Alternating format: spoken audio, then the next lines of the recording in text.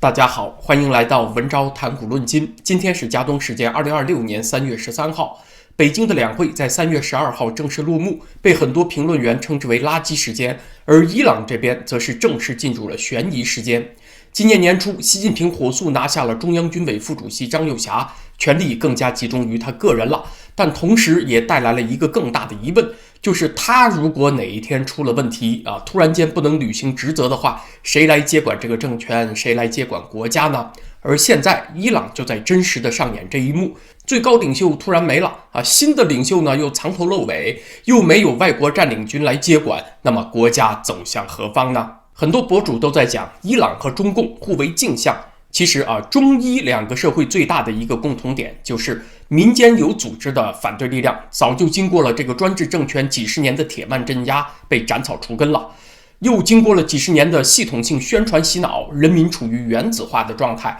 那么突然有一天改变到来了，那这个社会将怎么重组呢？现在伊朗就正在经历这一幕，在给中国提供借鉴。今天我们就来聊一个非常开脑洞的话题，就是如果中国也突然遭遇了德黑兰时刻，未来谁来接管国家？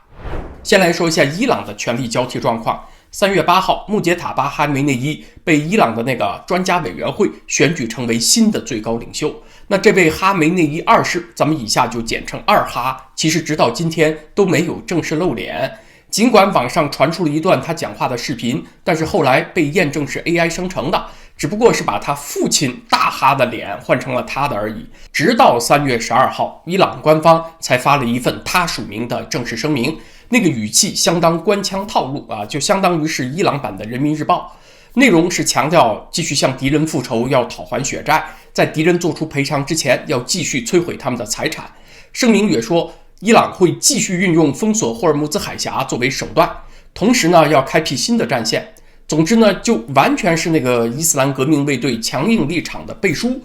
但是目前这份文件只有文字稿，二哈既没有出视频也没有出音频。考虑到这已经是他正式继位的第5天了关于他受重伤的传闻也已经流传很久了，他的露面的确对于维持伊朗政权的执行力是相当重要的。可是这都快1个星期了，他仍然没露面，所以大概率可以确认他确实是有伤情，暂时还不便于露面。关于二哈到底伤得有多重呢？有几种不同的消息来源。最轻的猜测是来自于 CNN 和纽约时报这些主流媒体，他们引用的是来自于伊朗官员的放风，说二哈最多是脚骨折、脸擦伤，还有就是腿部受伤。这些消息似乎是在暗示伊朗的高层政权还在正常运作中。现在 CNN、纽约时报这些媒体几乎扮演起了伊朗政府发言人的角色，他们对于川普失败的热切期盼远远超过了对伊朗这个独裁政权倒台的期盼。更严重的伤情估计呢是来自于英国的小报《太阳报》，是说二哈失去了一条腿。关于这个小哈梅内伊被截肢的消息出处就在这儿。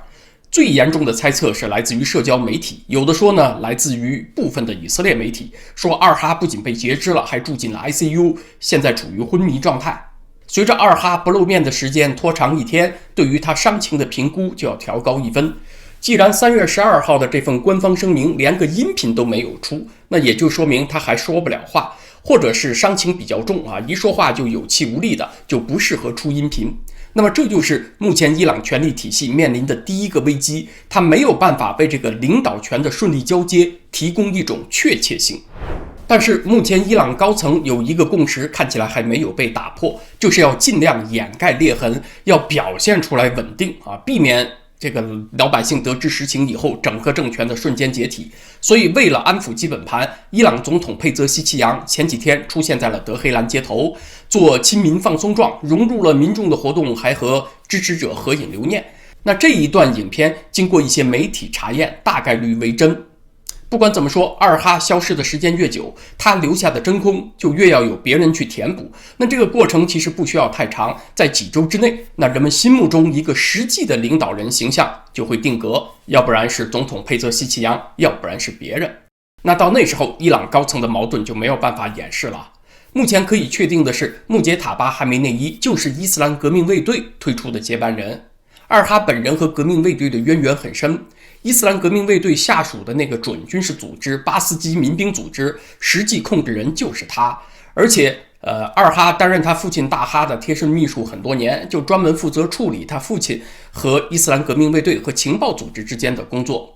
伊朗的权力结构是这样啊，最高领袖他虽然是所有重要决策的最后拍板人，但同时他也是几股不同势力之间的调停者。这些势力就是教士集团、革命卫队和政府机构。要知道，仲裁者之所以能够扮演仲裁者，就是由于他具有某种超然的地位，他的权力并不完全依赖于这三方当中的某一方。可是这恰恰就是二哈的先天不足之处，他几乎完全依赖伊斯兰革命卫队对他的支持。可是，在霍梅尼定下的这个法基赫监国制度当中也就是神学教士监国制度当中，最高领袖你的权威必须首先是神学方面的权威不能是依赖枪杆子。就是说，你这个最高领袖首先得是一个伊斯兰法的大学士你得是博学鸿儒，著作等身。可是这位二哈呢，就偏偏没有任何学术成就可言，在教士这个圈子里面就难以得到认可。所以呢，他的继位其实是从精神上动摇了这个体制的根基。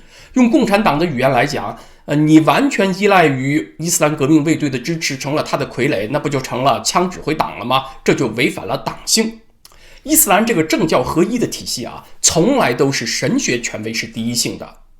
说到这儿，还是暂停一小会儿，插播一条消息。前2天我发了一条视频，介绍3月29号我在多伦多四季剧院举办线下粉丝见面会的详情。可能有朋友还没有看到没看过的，请点击现在屏幕上方的连接。凡是购买了当天神韵艺术团在四季剧院演出票的朋友，都可以来参加。您在神韵的官网神韵 .com 上使用我们频道的优惠码 WZOfficial26 买票，可以省下9元的手续费。这个优惠码您在北美别的城市购买神韵票的时候也可以用。在多伦多的购票完成后，再扫描现在屏幕上的二维码做个简单登记，就可以在观看3月29号的神韵演出前下午1点钟来参加我们的活动了。好，回来书归正传，继续来聊伊朗正在面临的权力交替危机和与中共的对比。现在伊朗还有2个实权人物，一个是最高国家安全委员会的秘书拉里贾尼，那这个职务对标在中共相当于什么呢？就相当于是中共的中央国家安全委员会办公室主任，外加中央军委的第1副主席，这是一个实权人物拉里贾尼。另外还有一个就是老哈梅内伊刚刚被赶之后，高层临时委员会的成员之一，那个阿里萨里阿拉菲，他的地位比较特殊，他是伊朗神学院体系的这个管理委员会的主席。同时呢，他在那个选举最高领袖的专家会议当中还扮演有重要角色。在审查所有的候选人资格的那个宪法监护委员会当中，他也扮演有重要的角色。那这样一种角色对标着中共体制里面的什么职务呢？也很厉害，相当于是负责意识形态工作的中央政治局常委，又兼任中央党校校长，同时对中央组织部还有很大的影响力。那在中共的体制当中，和阿里萨里阿拉菲角色最接近的人物就是蔡奇，和拉里贾尼最接近的人物是被抓以前的张幼霞，外加一部分蔡奇。为什么叫一部分蔡奇呢？因为蔡奇就是那个中央国家安全委员会的办公室主任嘛。那么现在这2位拉里贾尼和阿拉菲对二哈的继位就持很犹豫的态度。拉里贾尼呢是表达了支持，但是态度非常的有保留。他在公开声明当中说，应该支持最高领袖作为国家团结的象征，而且希望新领袖未来能够促进伊朗的经济和促进发展。那这个话你细品呢，就话里有话了，似乎是在暗示现在是暂时出于整个政权团结的需要，我不得已先承认你二哈，但是呢你就当个吉祥物就好了，别的事儿你就别管了，未来最多你就为国家的经济发展出力吧就包含有这个暗示在。可是另外一位神学大拿，相当于是伊朗的意识形态常委的阿拉菲，到现在都还没有公开表态拥护二哈，那更加是凸显了小哈梅内伊在教士这个圈子里不受待见。伊朗这个总统佩泽西奇扬，他的角色倒是比较明确他是一个类似于中国缩小版的国务院总理，他是比较能精准的和李强对上号的。然而二哈这个角色放在中国呢，其实并没有特别准确的对应人物因为中共还没有正式走向家族传承，所以二哈的地位呢和他最接近的就是王洪文和江青，这2位也是没啥资历，完全是出于领袖的偏爱，硬生生给栽培起来的。所以假设习近平有一天突然中风啊，或者是被政敌给暗算了，偏瘫在床，口眼歪斜，一说话哈喇子就流出来啊，也就没有办法履行职责了。那么他所中意的某位接班人能够得到其他高层的拥护吗？按照伊朗现在的剧本啊，就相当于只有李强一个人表态支持，蔡奇加上掌握实权的中央军委副主席都不挺，那你说这个班子能够稳固吗？那这就是伊朗高层目前的现状。那么时间一旦拉长，伊朗高层没有办法恢复领导力，政权就会按条和块的2种方式解体。条的方式解体呢，在伊朗这边就是革命卫队，它自上而下是自成一个指挥体系，它在自己这个体系内呢，还能维持一定的指挥效率。政府再加上国防军，它又自成一个体系，也许它自己从上到下也能够维持一定的指挥效率。至于神学教士集团是各有各的支持对象，他们会最先发生分裂，这是按照条的方式解体。至于按照块的方式解体呢，就是地方军阀各自割据一方，他们有可能承认中央德黑兰政府的权威，但是呢，保持自己相当的独立性，类似于唐朝的藩镇。也有可能呢，谁也不鸟，干脆就自己割据一方。割据势力嘛，也不一定非得打谁的旗。如果他觉得自己够强的话，可以整合自己统治范围内的各方势力，把什么原伊朗国防军、伊斯兰革命卫队、神学大毛拉全都揉巴在一块儿，为自己所用。另外呢，也很有可能打出民族主义旗帜啊，来争取地方社会的支持，比如说标榜自己是波斯民族、阿塞拜疆民族的保卫者等等，这也是割据势力常用的一招。那这种情况呢，也不完全是脑洞空想，在叙利亚内战的后期和阿富汗战争的后期都发生了这种分裂割据的状况。至于在伊朗呢，我认为啊，这种按照块分裂的方式出现的可能性要小一些。为什么呢？因为伊朗它有2个比较强的抗解体的机制，一个是伊斯兰革命卫队，它有个全国性的网络，这种全国性的网络不只是军事网络，同时还是商业网络。它意味着，就算伊斯兰革命卫队的上级自己躲起来了或者跑了啊，他暂时失去了对下级强制执行纪律的这种伤害的能力，但是下级为了让这个商业网络继续运作啊，自己能够持续获益，他还得主动维持这种指挥链，他还得继续认可上级的权威，这是一种抗解体的机制。另外一种抗解体的机制呢，就是波斯民族有很强的自我认同，所以在伊朗发生像叙利亚和阿富汗那种碎片化的分裂啊，可能性相对小一些。那么伊朗未来比较可能发生的是这样一种剧本：伊斯兰革命卫队作为一种支柱力量仍然存在，它再搭配上一个比较弱的中央政府，再搭配上几个比较强的地方自治政府，是这样一种混搭的局面。但这种格局仍然是不稳定的，有可能向不同的方向转化。要实现伊朗向民主化方向过渡有2大障碍。第一，就是这个伊斯兰革命卫队必须去激进化，它作为一种组织力量，作为一种指挥体制可以存在，但是这当中的激进反美人物得拿掉。第2个障碍呢，就是伊朗最高领袖不能来自于哈梅内伊家族啊，跟你美国有杀父之仇，他还不跟你死磕呀。所以现在问题也就是卡在这儿，这个伊斯兰革命卫队如果不反美了，它也就不是保卫伊斯兰革命的那个卫队了。那么刚刚讲的这种政权交替形式，是不是也适用于后习近平时代的中国呢？就是有一支全国性的武装力量作为支柱，搭配一个弱一些的中央政府，再搭配上几个比较强的地方自治政府，能这么转型呢？当然社会痛感会小一些，而且这种体制呢，也不需要有共产党，也便于向后共产党时代的中国过渡。能不能实现呢？应该说中国跨进这一步的障碍比伊朗其实要小一些，因为伊朗这个政权打第一天起，它的核心诉求就是反美，要不反美的话，它就失去人生目标了。能够期待的最好情况，就是伊朗高层的蔡奇加上张又侠能够掌握大部分权力，也能够争取到大部分武装力量的支持，能够和美国谈判能够保持霍尔木兹海峡的畅通就好。至于他们高层未来怎么斗，是甄嬛传还是权力的游戏，就留给你们自己慢慢去斗好了。而在中国这边，其实并没有必须要仇日反美，政权才能够维系下去的路线锁定。不管未来谁接手最高权力，说不反美了就是一句话的事儿。你看文革反美反得那么坚决，后来邓小平还是把这个路线给扭转过来了，那么国际环境立刻就可以得到改善，这是中国的优势。另外，未来掌权的人抛弃中共也会有很大的政治收益，因为他可以把很多解决不了的包袱都扔给中共说民生倒退，老百姓又返贫没钱了，那是中共害的；人权的历次迫害也都是中共干的坏事儿。只要你不给他背锅，然后再重启政治体系，那你就是干干净净的那么重启不能说没有障碍，但是阻力要小得多。在伊朗这边还有个伊斯兰千年文明在，和西方对立是一个社会的底色。抛弃了毛拉政府，要抛弃伊斯兰教，要扭转这种情绪还不容易做到。可是在中国这边还没这个障碍要抛弃中共，那比抛弃伊斯兰教容易多了。另外，扭转和美国的关系也比伊朗要容易得多。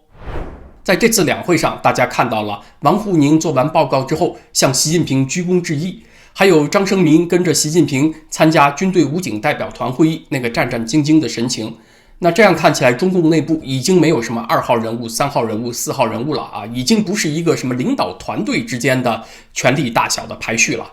不管是老2还是老3，你在领袖面前都是随时可以被拿掉的棋子。所以这个关系呢，其实已经和伊朗高层有了相当大的不一样。我们刚才讲了，伊朗的最高领袖，他其实呢是各方势力之间的一个协调者和仲裁者。至于具体的事情呢，还是各套班子自己办。各套班子还是有相当的独立性，是有政治地位的。然而，习近平已经把各套班子的独立地位给拿掉了，已经把自己变成了执行者。那这就造成了习近平他如果自己一旦倒下了，中共高层的权力真空期会比伊朗来得更久，而且会引发更多的混乱，也更不可控。我们上面刚刚讲了，中国要跨入那种低痛感的转型，它并没有什么根植于文化的、根植于社会的不可跨越的障碍，这是从社会层面分析。但问题是，现实层面能够接手最高权力的人比伊朗更加不确定。王沪宁、蔡奇、王晓红、李强这几位呢，是有可能习近平一旦出缺最接近权力的人。但是这几个人，你看他们除了逢迎和权斗，平时也没有展现出别的方面的能力。那么到了危急时刻，也许中共的退休元老能够有施展的舞台，发挥一定的作用。但是看现在中共高层的人，不管是在任的还是往届的，都缺少真正有魄力的人物。所以要从这个层面完成国家的重启，这伙人是难以做到的。习近平呢是不太可能躲在地堡里面也挨2个钻地炸弹，但是他在漫长的权斗岁月当中树敌遍天下，哪一天被政敌偷袭得手，这种可能性是有的。他的健康突然垮掉的危险也是存在的，所以上面讲的这种不确定性也一直存在。这种事情不发生吧，你就很难说它发生以后是什么样。我这里只能从趋势上讲从最坏的一种情况上来讲是什么呢？就是中国哪怕走到那一步，也不具备长期分裂的基础。我万事都会先从地理上分析，倒不是因为我特别偏好地理，而是地理它是国家这个方程式里最接近常数的一个东西，至于其他全是变量。今天的盟友，明天可能是敌人，文化每一年都在变，经济每一天都在变，唯有山川大地它不那么容易改变当然国家领土也有盈缩，但是相比起其他那几个参数，它是最稳定的。决定国家是统一还是分裂万一分裂又分成几块，地理永远是第一因素。经济上的需要文化上的认同、血缘上的认同，这些因素呢，不同时期排第2、第3、第4，排名有所变化，但是地理什么时候都是第一因素，并没有什么文化上一致就必须是一个国家这种说法。由于地理的原因，不同文化、不同民族的人们可以结成一个国家，比如瑞士，它一部分是法国人，一部分是意大利人，一部分是德国人。那是什么把他们搓到了一块呢？就是地理原因。他们都是山地部落，他们结成一体，能够组成一个更加完整的地理单元，能够更好地维护彼此的安全。同样，由于地理的原因，同一民族、同一文化的人们也可以分成不同的国家，比如英国和美国，隔了个大西洋，隔得太远，美国就要从英国独立出去，英国就制止不了。又比如台湾和中国。这里要说的是，习近平自己亲手破坏掉了共产党权力交替的平稳，他一旦出现意外，就有可能导致中共的解体，也确实中国也有可能一段时间陷入分裂和割据，但是不具备长期分裂的基础，原因就在于地理。国家生存的第一需要是什么？就是安全上能够成立，它就必须要有可以固守的边界，这种边界通常就是地理边界，要不然是海洋，要不然是大河和高山